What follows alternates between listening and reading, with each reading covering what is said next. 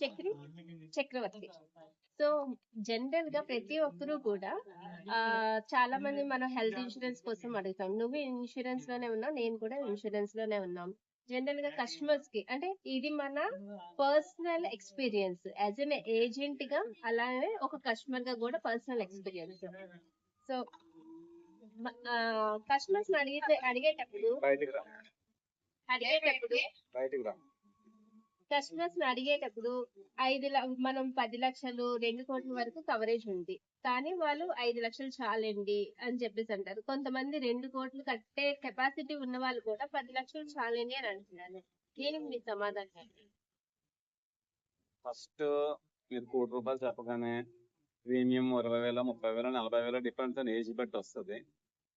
First నాకేం వస్తుందిలే, ఎందుకు కట్టాలి అనే ఆలోచన ముందు మైండ్లోకి వెళ్ళిపోతుంది. రెండోది ఏంటంటే, ఇప్పుడు ఎందుకు కట్టడం, మన వయసులో ఉన్నాం కదా, మనకేం రాదులే అనేది రెండో కాన్సెప్ట్. తెలివైన వాళ్ళు ఎవరు అంటే, ఇన్సూరెన్స్ కట్టుకొని మనకి ఏమైనా ప్రాబ్లం వచ్చినప్పుడు ఇన్సూరెన్స్ ద్వారా కట్టిన వాళ్ళే తెలివైన వాళ్ళు. తెలివి తక్కువ వాళ్ళు ఎవరంటే, ఇన్సూరెన్స్ కట్టకుండా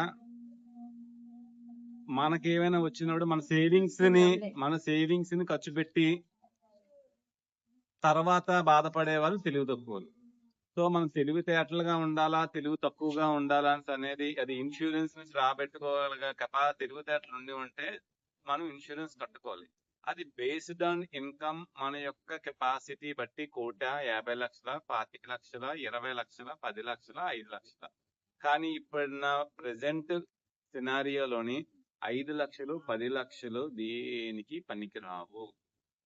ఎందుకు అంటే నా యొక్క పర్సనల్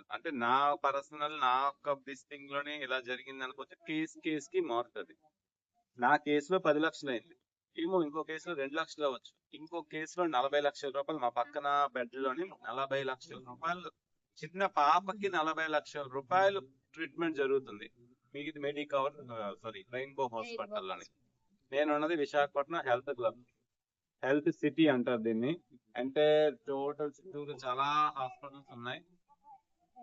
వర్మ హాస్పిటల్ అని కానీ, ఒమేగా కానీ, మెడికవర్ కానీ, రెయిన్బో కానీ అన్ని హాస్పిటల్స్ ఉన్నాయి. హెల్త్ క్లబ్ లో ఉన్నాను.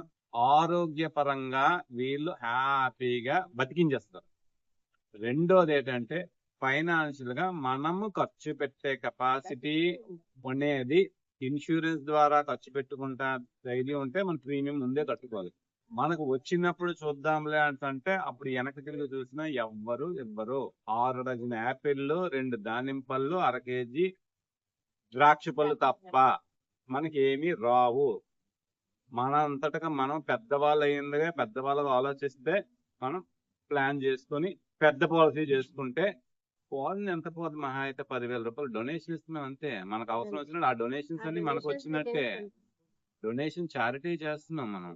ఏం పర్లేదు, దేవుడు అనేవాడు ఉన్నాడు, అన్ని చూసుకుంటాడు. మనకు శక్తి ఉంది, చూసుకో. But minimum to worst condition లో 25 లక్షలు అనేది విశాఖపట్నంలోని 25 లక్షల పాలసీ ఉండాలి. హైదరాబాద్, బెంగళూరు అయితే మినిమం 50 లక్షల రూపాయల పాలసీ ఉండాలి. అది ఇక్కడ కోర్సెస్ ఇక్కడ ఏదైనా ఫెయిల్ అయ్యి వాళ్ళు రికమెండ్ చేసినట్లయితే ఈ 25 లక్షల పాలసీ కూడా అక్కడ హైదరాబాద్ కి రిఫర్ చేసినా, బెంగళూరు రిఫర్ చేసినా సరే ఈ 25 లక్షల పాలసీ అక్కడ ఎందుకు పనికి రాదు.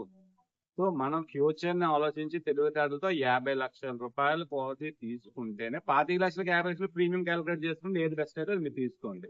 అంతే నా సజెషన్. సో దానికి దీనికి పెద్ద వేరియేషన్ ఉండట్లేదు. అయినా సరే ఆ 5,000, 10,000 మిగిల్చేద్దాం అని చెప్పేసి 5 లక్షలు, 10 లక్షలే తీసుకుంటున్నారు.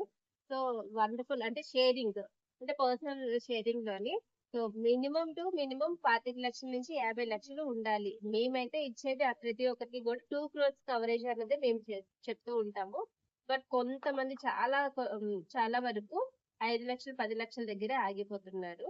సో వాళ్ళకి అట్లీస్ట్ ఈ వీడియో సపోర్ట్ చేస్తుందేమో, అంటే ఆలోచన చేసే దారిలోకి వెళ్తారేమోనని ఆశిద్దాం. Thank you.